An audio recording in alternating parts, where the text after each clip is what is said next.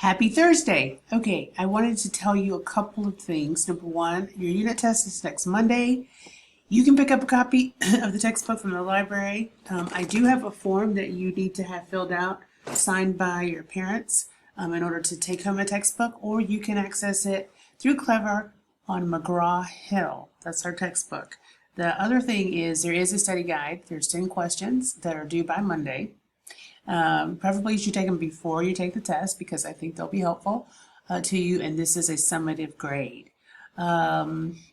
We will do a review in class probably through Study Island on tomorrow. And as normal, your reading guide for today, I'm going to share with you, I think there are only 4 questions, and so let's see. Deforestation is a major problem in the Amazon rainforest. Which American state is about the size of the area of the Amazon that was cleared between 1990 and 2010? Montana is the answer.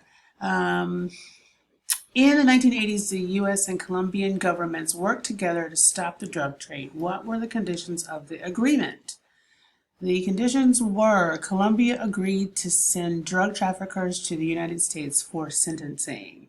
Okay, I hope this helps in your daily assignments. Have a good day.